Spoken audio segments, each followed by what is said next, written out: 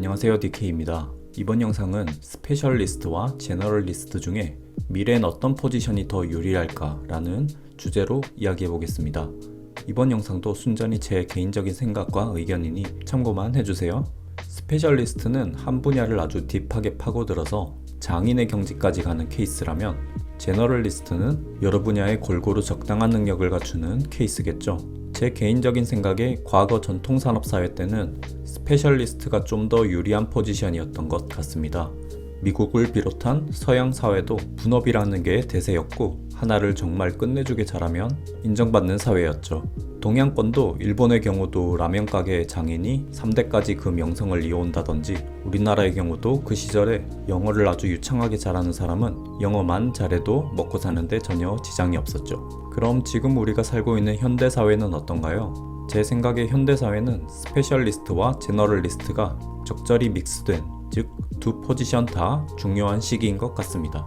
제가 몸담고 있는 디자인 분야도 그림 하나는 정말 잘 그린다든지, 혹은 3D 렌더링 하나는 정말 끝내주게 멋지게 뽑아낸다든지, 이런 류의 스페셜리스트들은 당연히 인정받아 왔고, 요즘은 디자인적으로 여러가지 분야를 섞어서 하거나 아니면 디자인 분야를 넘어서서 마케팅이나 기획, 비즈니스, 개발 분야와 같은 전혀 다른 분야와 섞어서 공부하는 분들, 즉 제너럴리스트들도 굉장히 각광을 받고 있습니다. 그럼 미래에는 어떤 포지션이 더 유리할 것인가도 곰곰이 한번 생각해봤습니다. 물론 늘 그렇듯이 미래에도 두 포지션 모두 독보적인 클래스를 가진 사람들은 잘 나갈 수밖에 없겠지만, 그 경우는 매우 드물잖아요. 그냥 일반적인 사람들의 케이스로 가정해봤을 때 저는 제너럴리스트가 좀 더 유리하지 않을까라고 생각을 해봤습니다. 이렇게 생각한 데에는 여러 가지 환경적 요소가 있겠지만, 가장 강하게 다가온 건 AI의 등장이었죠. 여러분들도 최근 1년 정도 너무나 크게 느끼실 거예요.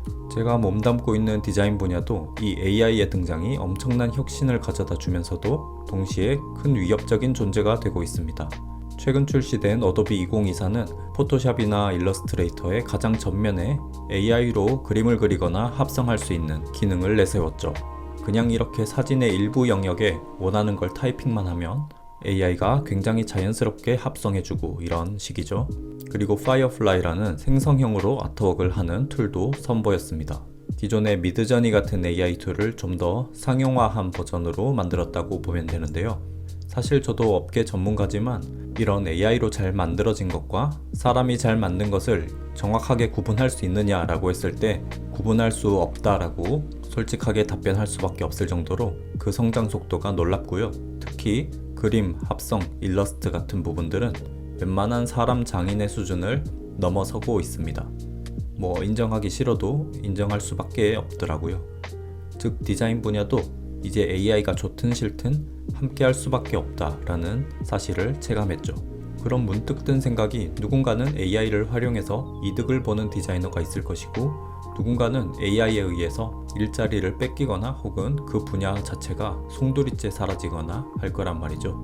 이건 제가 디자이너라 디자인 분야로만 말하고 있지만 모든 머리 쓰는 분야의 공통사항이라고 생각합니다. 마치 15년 전에 스마트폰이 생기면서 우리가 인지하지도 못할 정도로 자연스럽게 수많은 직업들이 생겨나고 또 수많은 직업들이 사라졌던 것처럼요. 카카오와 같은 채팅 서비스부터 시작한 거대 플랫폼 기업을 필두로 배달앱, 중고거래 서비스와 같은 특히 스마트폰 IT 기술을 활용한 엄청나게 많은 기업과 일자리가 생겨났죠. 반면에 전통 카메라 회사나 mp3 제조회사, 현장 매표소 직원들, 사진관, 인쇄업체 등등 알게 모르게 수많은 직업들이 감원을 하거나 심지어 없어지는 직업도 있었습니다. 주로 오프라인 매장이나 그리고 한 가지 기능으로 특화된 제품을 만드는 회사들의 타격이 컸죠. AI의 등장은 이것보다 훨씬 더 파격적일 것으로 예상됩니다. 이건 다른 게 아닌 인간의 지능을 학습하기 때문인데요. 심지어 지능을 넘어서서 사람의 그림, 음악, 목소리, 글쓰기 등 웬만한 지식 베이스의 업무나 예술 분야에도 영향을 주기 때문이죠. 그래서 요즘 이 AI라는 게 어떤 특징을 가지고 있나 유심히 관찰해 봤습니다. 아주 먼 미래의 AI는 또 어떨지 예상할 수 없지만 어쨌든 지금 현재 AI들은 뭔가 공통적인 특징들이 있었습니다.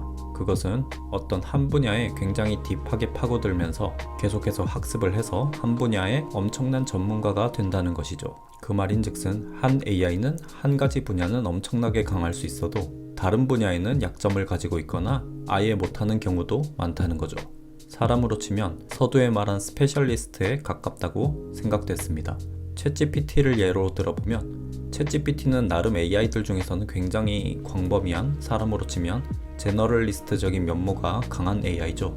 그럼에도 불구하고 챗GPT의 가장 강점은 언어 학습에 특화되어 있다는 것입니다. 언어 학습 능력이 굉장히 강하고 텍스트 베이스의 지식 학습 능력도 엄청나죠.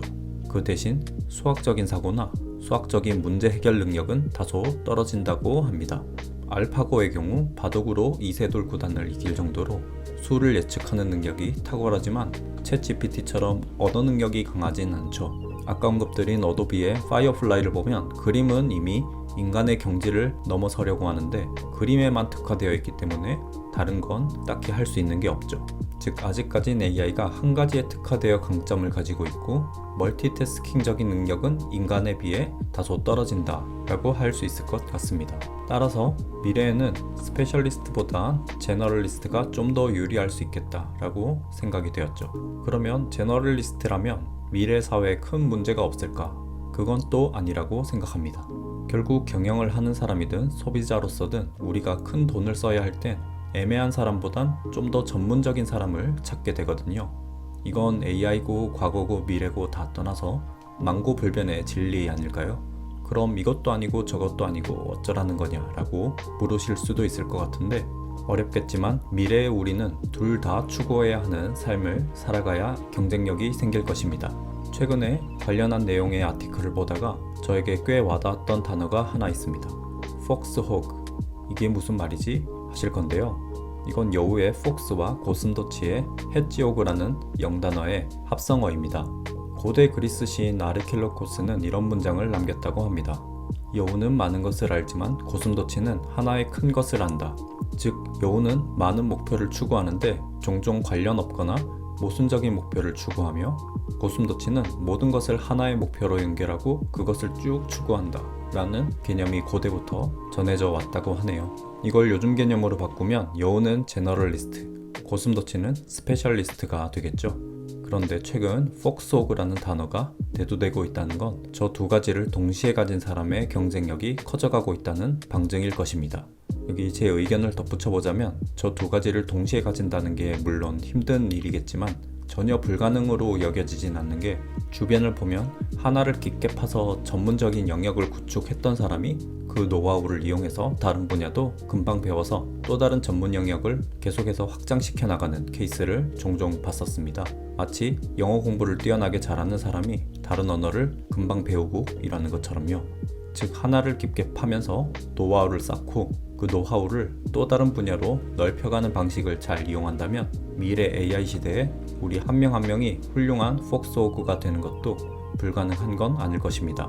자, 이번 영상도 이런저런 내용을 다뤄봤는데 이야기를 하다 보니까 제가 AI와의 대결 구도만 이야기하게 되었더라고요.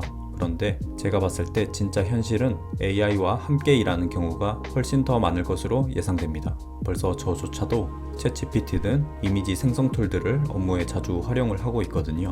다른 유튜브 영상에서 본 내용 중에 인상 깊었던 내용 하나 이야기 드려보면 회사들에서 입사 자소서를 챗GPT를 활용할까봐 너무 걱정이라는 인사팀들은 구시대적인 발상을 하고 있는 것이다 라는 내용이었어요. 미래지향적인 회사들은 자소서를 당연히 챗GPT를 활용해서 쓸 줄 아는 직원을 뽑아야 한다라는 부분이 인상적이었죠. 여러분들이 과거 15년 전 인사팀이었다면 스마트폰을 활용할 줄 아는 사람과 활용할 줄 모르는 사람 중에 누굴 뽑는 게 현명한 선택이었을까요? 즉, 이제 거스를 수 없는 시대적 운명이 된 것 같습니다. 우리는 이 흐름을 거부하기보단 어떻게 하면 효과적으로 잘 활용해서 우리에게 유리한 판을 만들까 라는 생각을 하는 게 앞으로의 성장에 더 도움이 되는 판단이 아닐까 생각해 봅니다. 이번 영상은 여기서 마무리할게요. 구독, 좋아요 부탁드립니다. 감사합니다.